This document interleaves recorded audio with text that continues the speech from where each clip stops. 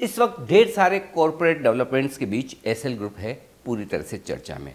और आइए इसी खास चर्चाओं के बीच हम मुलाकात करने जा रहे हैं एसएल ग्रुप के चेयरमैन और राज्यसभा सांसद डॉक्टर सुभाष चंद्रा से। सर बहुत बहुत स्वागत है जी मीडिया पर। ढेर सारी बातें आपसे करनी है। मैं सोच रहा हूँ कि शुरुआत इस बात से की जाए कि इस वक्त इस बदलते हुए माहौल में एसएल ग्रुप को लेकर आपका विज़न क्या है, किस तरह से आप इस ग्रुप को आगे बढ़ाने के बारे में सोच रहे हैं। और जैसा हमेशा आपको ये माना जाता है कि आप कुछ न कुछ नए बिजनेसेस के बारे में सोचते हैं, टेक्नोलॉजी के बारे में सोचते हैं, बदलते हुए माहौल में आप किस तरह से 5 साल का विज़न रखकर अपने ग्रुप को आगे ले जाना चाहते हैं। सबसे पहले तो आपके सभी दर्शकों को मेरा प्रणाम, नमस्कार। और आगे आने वाला समय या अभी का भी समय मैं समझता हूँ कि प्रेजेंट सरकार, भारत सरकार जो है, उन मोदी जी के प्राइम मिनिस्टर के नेतृत्व में बहुत अच्छा वातावरण इस समय भी है और आगे भी अच्छा वातावरण रहेगा। पॉजिटिव माहौल है, पॉजिटिविटी है। उसको देखते हुए और जैसा आपने कहा कि हम कुछ नया ही सोचेंगे, नया ही करेंगे जी। और उस दिशा में कुछ चीज़ों पर काम चल रहे हैं। काम तो हमारे यहाँ कभी रुके नहीं, पिछले कुछ कभी न कभी हर जगह हर समय हमारे किचन में कुछ ना कुछ पकते ही रहता है। और जब वो ठीक से पक के आ जाता है तो वो डिश को फिर आगे सामने पेश किया जाता है। तो पर फिलहाल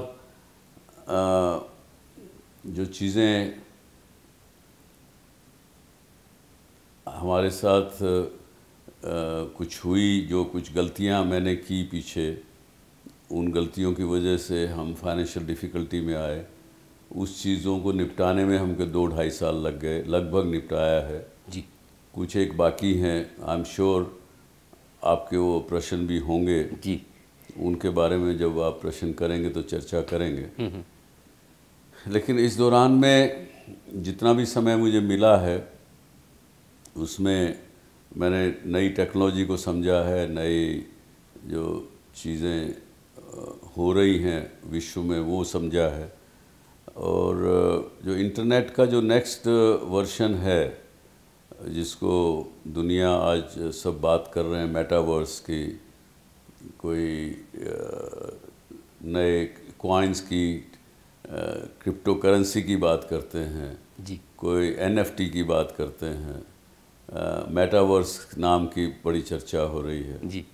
तो इन सब को समझने करने में मैंने एक उसको नया नाम दिया है। मेटावर्स नहीं कहूँगा, इन सबको मिला के मैं ये कहूँगा मायावर्स। मायावर्स, हाँ। ओके। तो ये मायावर्स का समय है जहाँ पे आज भी हम देख रहे हैं कि इंटरनेट और डिजिटल टेक्नोलॉजी जो है उसमें कोई आवश्यकता नहीं कि कोई चीज़ प्रत्यक्ष और रूप से हो और आप किसी चीज़ को पकड़ के देख के जांच परख के लें, बेचें, कुछ करें जी। पैसे गिनती करके वो आदमी बेचने वाला ले और दे। तो ये सब चीज़ें बहुत पास्ट की हो गई। तो मायावर्स का ज़माना है तो कुछ ना कुछ नया वैसे ही करके बताएंगे। लेकिन उससे पहले अपने हाथ के जो, क्योंकि हमने ये सीखा है कि अपने गोद वाले के बच्चे को छोड़ के पेट वाले की आस नहीं करनी चाहिए। ठीक बात है। तो इसलिए जो जी मीडिया की जो डिजिटल पब्लिशिंग का एफर्ट है उसको हमने पिछले 1 साल में बहुत स्ट्रेंथन किया। साल भर पहले, 1.25 साल पहले जी न्यूज़ और उसके जितने भी संबंधित डिजिटल वेबसाइट्स हैं, india.com है, उनके ऊपर सब मिला के 100 मिलियन मंथली एक्टिव यूज़र थे। और मुझे खुशी है आपके माध्यम से आपके दर्शकों को बताते हुए कि आज हम 300 मिलियन पर 1 साल में पहुंच गए। और इसमें हमारा टारगेट जो है अगले 3 साल का जी 1 बिलियन यानी 100 करोड़ लोगों तक पहुंचने का है। बिल्कुल। और हम पहुंच जाएंगे। उसके अंदर हम 3 चीज़ें अप्लाई करेंगे। एक हमारे कंटेंट की स्ट्रेटजी ठीक से करेंगे, दूसरा उसको टेक्नोलॉजिकली कैसे सुविधाजनक बनाया जाए, टेक्नोलॉजी का इस्तेमाल कैसे किया जाए, वो दूसरा पार्ट है, और तीसरा उसका मोनेटाइजेशन कैसे ठीक से हो। ये तीनों चीज़ें करेंगे, इससे बहुत बड़ी वैल्यू अनलॉक होगी आने वाले समय में। निश्चित रूप से सर, मैं ये कह सकता हूँ कि वो थीम पार्क के ज़माने से, जब एसएल वर्ल्ड कोई सोचता नहीं था कि हिंदुस्तान में ऐसा थीम पार्क होगा, वहाँ से क्रूज़ जो पहला आपने शुरू किया, तब से लेकर चाहे वो जी टीवी एंटरटेनमेंट वाला हो या न्यूज़ वाला हो, और कई सारे ऐसे बिजनेसेस जो आपने विज़न देखकर किए। तो अब जो डिजिटल और टेक्नोलॉजी पर फोकस है उस पर भी मैं आऊँगा, लेकिन उससे पहले कुछ और ऐसे सवाल हैं जिनके जवाब काफ़ी दर्शक जानना सुनना चाहते हैं। सबसे बड़ा जो सवाल है वो डेट रिजोल्यूशन को लेकर है। आपने पिछली बार कहा था कि लगभग 90% हम डेट रिजोल्यूशन कर चुके हैं। इस वक्त ग्रुप की डेट को लेकर क्या सिचुएशन है और कितना रिजोल्यूशन हो चुका है? इसमें हमको 2 तरह से देखना पड़ेगा। एक तो हमारी ऑपरेटिंग जो कंपनीज़ हैं, ऑपरेटिंग बिजनेस है, उनका जो डेट लेन देन है, एक वो अपनी जगह पर है, और दूसरा जो हमारा एज ए प्रोमोटर हमारे पर्सनल जो हमारी बुक्स पे डेट था। तो मैंने जो पीछे 25 जनवरी को मैंने पहला पब्लिक लेटर, ओपन लेटर लिखा था, दूसरा मैंने अभी पिछले 3-4 महीने पहले लिखा, उसमें मैंने साफ कहा वो जो लिखा है वो पर्सनल डेट के विषय में लिखा है जी, और उसमें हम 92-93% पे पहुंच गए हैं। 2-3 उस लेटर में भी मैंने थोड़ा सा इशारा किया था कि एक आध लैंडर हैं जो हम कहीं पे उलझ गए हैं आपस में एक दूसरे के साथ जी। और कुछ जब एक उलझन शुरू होती है किसी एक लैंडर के साथ, तो दूसरे भी लोग कुछ ना कुछ खड़े हो जाते हैं। बाकी कुछ जो आज के दिन आपको दिखने में आ रहा है, जो पब्लिक डोमेन में आ रहा है, कुछ चीज़ें हैं जो ऑपरेटिंग कंपनियों की डेट की सवाल है। और ऑपरेटिंग कंपनियों में ज़्यादातर हमारे जो एसएल इंफ्रा के जो इंफ्रास्ट्रक्चर रिलेटेड बिजनेस के थे, उनका एक प्रश्न है। वो क्योंकि मैंने पहले भी कहा है कि इंफ्रास्ट्रक्चर बिजनेस में हम गए वो गलती की, और जिस ढंग से हमने उस बिज़नेस को चलाया, जिन लोगों को उनको चलाने के लिए छोड़ दिया, गलत लोगों को हायर कर लिया, उसकी वजह से नुकसान बढ़े हुए हैं। और तीसरा हमारी अपनी एक अच्छाई की वजह से कि हमको सबका डेट देना है, हमको कहीं डिफ़ॉल्ट नहीं करना, 50-52 साल में कभी डिफ़ॉल्ट नहीं किया तो अब क्यों करेंगे जी। तो हम डेट लेते गए और पिछला किसी न किसी का लैंडर का चुकाते गए जी। उसकी वजह से वो डेट बढ़ता चला गया। तो पर फिर भी हमने सबका चुकाया, लेकिन ऑपरेटिंग एंटिटीज़ के जो प्रॉब्लम्स हैं, डिस्प्यूट्स हैं, वो तो उन कंपनीज़ को ही निपटाने पड़ेंगे। जहाँ तक हमारा पर्सनल का है तो 1-2 ये जो लैंडर्स के साथ उलझन हो गई है, उनको छोड़ के हम लगभग सबका महीने 2 महीने में सब निपटा देंगे। ओके, तो लगभग रेजोल्यूशन के पास हैं। हाँ।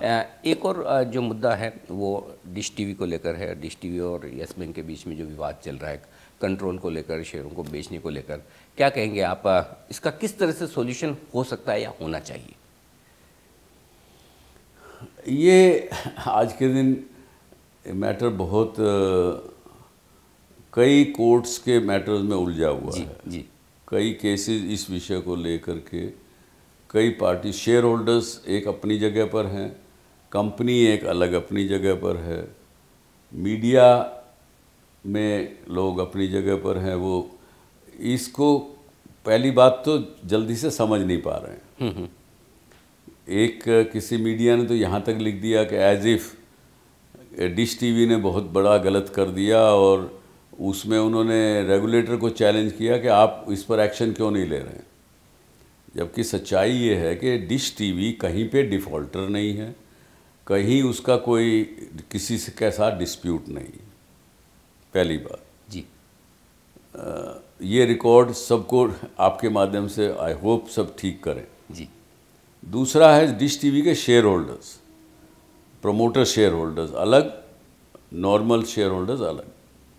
प्रोमोटर शेयर होल्डर्स के shares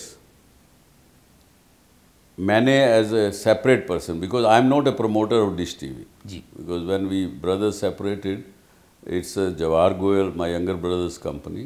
ji, Jawahar Goyal wanted to help me to tide over my financial difficulties, तो उनके शेयर लेके मैंने कुछ प्लेज किए. वो भी एक अलग से अपनी जगह विषय है. अब आपने डिश और यस बैंक की बात की तो उस पे आता हूँ. यस बैंक ने पैसा दिया 4,210 करोड़ रुपए. जी, वो दिया वीडियोकॉन के D2H बिजनेस को डिश टीवी में मर्ज करने के लिए, जिसमें कि मैं समझता हूँ कि हमारे साथ वो एक फ्रॉडुलेंट एक्ट किया गया उस समय के यस बैंक के मैनेजमेंट के द्वारा, जिसकी वजह से मैंने उनके खिलाफ एक FIR आज से 2.5 साल पहले जी, जब दाखिल करा दी थी. डिश का हेडक्वार्टर नोएडा में है, इसलिए वहाँ पे दाखिल कराई. वो एक अपनी जगह पर है. वो जब इंक्वायरी पूरी होगी तब पता लगेगा कि वेदर फ्रॉड हमारे साथ हुआ या हमने कोई गलत किया या किसने किसके साथ गलत किया, वो उस विषय तब तय होगा. तो वो भी एक अलग विषय है. पर उसको, और जो लोग आज मीडिया में चला रहे हैं, लिख रहे हैं, वो इन सब चीज़ों को मिक्स कर दिए हैं. उनको समझ ही नहीं आ रहा कि है क्या ये विषय. और बहुत सारे लोग ये कह रहे हैं कि डिश टीवी के प्रमोटर्स डिश टीवी बेचना चाहते हैं. कई सारे लोगों से बातचीत चल रही है, या फिर यस बैंक बात कर रहा है कि हम किसी को बेचना चाहते हैं. इसके बारे में क्या कहना है? हाँ, तो मैं यही कह रहा हूँ, बहुत सी चीज़ें मिक्स कर गए हैं लोग, और लोग पूरी तरह समझ नहीं पा रहे हैं. जी, मुझे भी आज ज़्यादा इसलिए मैं नहीं कह पाऊँगा. मैंने इतने ही कह रहा हूँ कि ये अलग अलग विषय हैं. जी, जी, एक विषय जहाँ पे आके मुद्दा हमारा डिसएग्रीमेंट है यस बैंक के साथ, डिश टीवी के promoter share holders Bombay high court में हैं, बॉम्बे हाई कोर्ट के सामने हैं. वो कोर्ट मैटर अभी सुनवाई चालू है उसकी. उसमें उन्होंने, हम शेयर होल्डर्स ने ये कहा है कि मैंने, ठीक है साहब, शेयर प्लेज किए, लेकिन शेयर प्लेज करके पैसा लेने में जो लेंडर है उसके अधिकार क्या हैं? Can he claim as a share holder कि मैं शेयर होल्डर हूँ? उस शेयर्स को इन्वोक करने के बाद can he become shareholder, और ही कैन इन्वोक दो shares for recovery of its debt. जी, तो इसलिए वो विषय कोर्ट ने अभी तक कोई निर्णय दिया नहीं है. देखिए, वो विषय कोर्ट के सामने है कि एक तो लेंडर के अधिकार क्या हैं शेयर प्लेज करने पर, प्लेज लेने पर, और प्लेज इन्वोक करने पर वो क्या कर सकता है और क्या नहीं कर सकता. ठीक बात है. हमने भी यही कहा है यस बैंक को कि आप बताइए, पहले तो आप लेंडर हैं मेरे, मुझे आपने पैसा लेंड किया है, लेंडर हैं आप, तो वो फिर उस ढंग से हम बैठ के बात करते हैं. जी, आप अगर अपने आप को शेयर होल्डर कह रहे हैं डिश टीवी का, तो हम आपसे उस तरह से बात करेंगे एज ए शेयर होल्डर. अगर आप शेयर होल्डर बन गए, जितने शेयर आपके पास प्लेज थे, आप शेयर होल्डर बन गए, तो फिर आपका डेट कहाँ रहा? ठीक बात. फिर तो आपने इन्वोक कर लिया, क्योंकि आपने शेयर ले लिए, इन्वोक कर लिए, लेकिन आपने अभी तक क्रेडिट नहीं दिया उसका. जो लेंडर, जो बोरोवर था, उसके खाते में आपने कोई पैसा जमा नहीं किया कि भाई मैंने इन्वोक कर लिए. आज 2 साल से शेयर इन्वोक करके बैठे हैं. मतलब आपने शेयर अपने नाम में भी कर लिया और उसकी क्रेडिट भी नहीं दे रहे, कीमत भी नहीं दे रहे, आप बता भी नहीं रहे, डेट भी कम नहीं कर रहे. हाँ, डेट तो कम करोगे कि नहीं करोगे? तो वो भी नहीं कर रहे हैं. तो आप शेयर होल्डर हैं. आपने रिजर्व बैंक को खुद लिखा है कि जी मैं इस कंपनी के शेयर 26% के लगभग है वो ले रहा हूँ, जो कि RBI की गाइडलाइन के विरोध में है. मैं फिर भी ले रहा हूँ क्योंकि मुझे मेरा डेट रिकवर करना है. मैं इन शेयर को अगले 6-8 महीने में बेच दूंगा. ये राइटिंग में आप रिजर्व बैंक को दे रहे हैं, लेकिन ना तो आप बेच रहे हैं, ना आप क्रेडिट दे रहे हैं, ना कुछ कर रहे हैं. प्रमोटर, एज ए प्रमोटर हम लोग उनसे मिले. हमने कहा आप कंपनी लेना चाहते हैं? तो उनके मेजर शेयर होल्डर हैं state bank of India, state bank of India chairman ने कहा, अरे भाई अपना बैंक ठीक से चला लें तो बहुत हैं, सुभाष जी आपकी कंपनी लेके क्या करेंगे, ये कंपनी थोड़े चला सकेंगे। ठीक बात। मैंने कहा जी अगर लेना चाहते हो तो मैं जवाहर जी से बात करता हूँ, ले लें कंपनी। जवाहर जी ने भी जाके उनको कह दिया आप लेना चाहते हो ले लीजिए। उन्होंने नोटिस ज़रूर भेज दिया कि आप शेयर डायरेक्टर्स बदलो, और उनको कहते हैं आके कंपनी टेक ओवर कर लीजिए, तो आ नहीं रहे हैं। तो ये कन्फ्यूजन है, और वे बाद में फिर वो उकसा रहे हैं कंपनी लॉ बोर्ड को, उनको चिट्ठियां लिख रहे हैं, कभी सेबी को चिट्ठी लिख रहे हैं। तो भाई वो लोग जानते हैं कि कौन क्या है। मिनिस्ट्री ऑफ कॉरपोरेट अफेयर ने पूरा इस बात की तहकीकात कर ली है आपस हम कंपनी से पूछा गया है, कंपनी को बुलाया गया है, सारी डिटेल ली गई है। तीसरी तरफ आप क्या करते हैं, एज ए बैंकर आप सबको फ़ोन करते हैं शेयर होल्डर्स की जब मीटिंग होती है कि आप सब इनके विरोध में मत दीजिए, रेजोल्यूशन पास मत होने दीजिए, अकाउंट पास मत होने दीजिए। जब एक स्टेट बैंक ऑफ इंडिया का चेयरमैन फ़ोन करेगा इंस्टीट्यूशनल शेयर होल्डर्स को, 60% शेयर होल्डर्स को, तो वो क्या करेंगे? वो क्या स्टेट बैंक ऑफ इंडिया के विरोध में जाएंगे क्या? उन्होंने नेचुरली उन्होंने कहा कि जवाहर जी, सुभाष जी, हम स्टेट बैंक के विरोध में नहीं जा सकते, हमको आपके विरोध में ये रेजोल्यूशन है उनके विरोध में मत देना पड़ेगा। खैर फिर भी वो जो मत डिक्लेयर हो गया, सेबी ने उसको फोर्स किया डिक्लेयर करने के लिए, वो डिक्लेयर भी हो गया, जो कि रिज़ल्ट सील्ड एनवलप में कोर्ट के पास पड़ा हुआ था। जिस दिन रिज़ल्ट आया एजीएम का, तीसरे दिन, तब से वहाँ पड़ा हुआ है, कोई कंपनी को रखती थोड़ा ये। अब उसको देखते हैं क्या होता है, लेकिन समझना पड़ेगा ये विषय क्या है। जी, एक और बात है, चूँकि आप जी एंटरटेनमेंट के पहले चेयरमैन भी रह चुके हैं, एक मास्टर स्ट्रोक जो सोनी के साथ मर्जर का अनाउंस हुआ, कहाँ तक बात पहुँची है, अब किस लेवल तक मर्जर है, और कब तक पूरा ऑपरेशनल और पूरा इंटीग्रेशन कब तक हो जाएगा?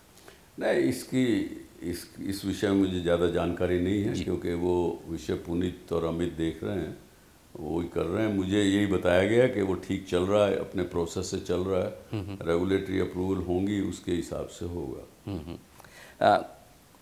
चूँकि पिछले आपने कहा कि 2-2.5 साल बड़े इंटरेस्टिंग रहे हैं, आपका लंबा इतना अनुभव रहा है बिजनेसेस का, नए नए बिजनेसेस में आप जाकर ट्राई करते हैं, तो ये बताएं सर कि क्या ये सब देखने के बाद नए बिजनेसेस में कूदने की आपकी जो वो आग है, जो आपकी पैशन है, उस पर कोई असर आया है?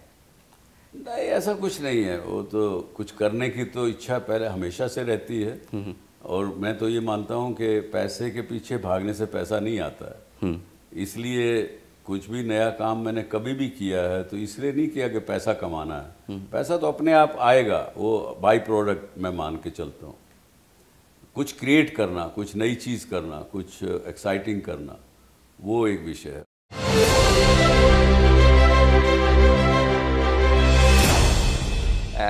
लोग आपको मीडिया मुगल कहते हैं, इंडियन टेलीविज़न का विश्व पिता मानते हैं। जी मीडिया जो एक और आपकी लिस्टेड एंटिटी है, इसका कामकाज कैसा चल रहा है? मीडिया फील्ड को आप इस वक्त कैसे देख रहे हैं, क्या बदलाव हो रहे हैं, और जी मीडिया कैसे पोजीशन है इसमें?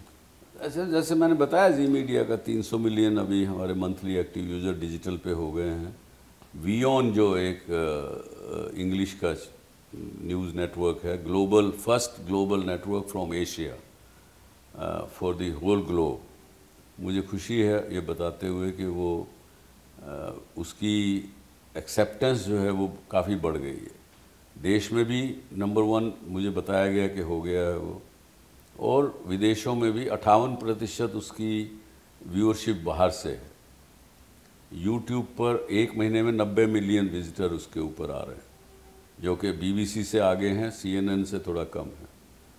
और उस वीओन जो प्रोडक्ट है उसके ऊपर हम टेक्नोलॉजी का इस्तेमाल करेंगे।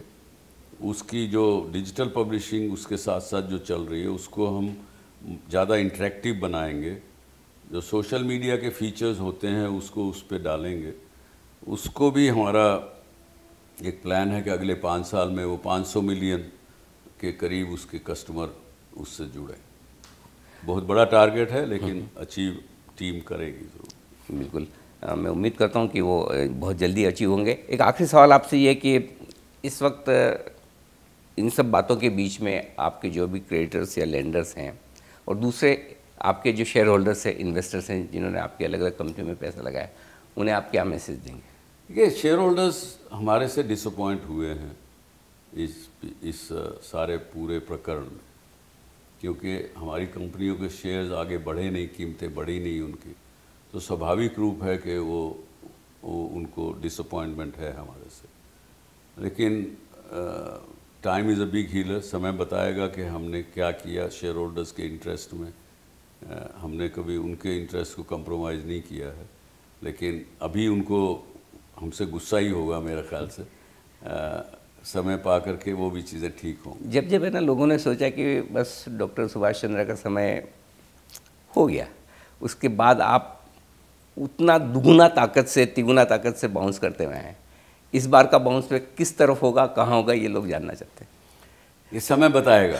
और मैं यही बता सकता हूँ आपको कि कुछ ना कुछ नया आप सब लोगों के सामने आएगा और जल्दी आएगा। टेक्नोलॉजी की तरफ से आएगा, कुछ और तरफ से आएगा। बिल्कुल, उसका इंतज़ार हमें और सारे दर्शकों को, आपके सारे शेयर होल्डर्स, इन्वेस्टर्स, क्रिएटर्स सबको रहेगा। और आपको बहुत बहुत शुभकामनाएं, बहुत बहुत धन्यवाद समय देने के लिए। तो ये थे doctor Subhash Chandra, SL group के चेयरमैन और राज्यसभा सांसद, जो बताते हुए ग्रुप के विज़न और सारी योजनाओं के बारे में। इस खास मुलाकात में इतना ही। नमस्कार।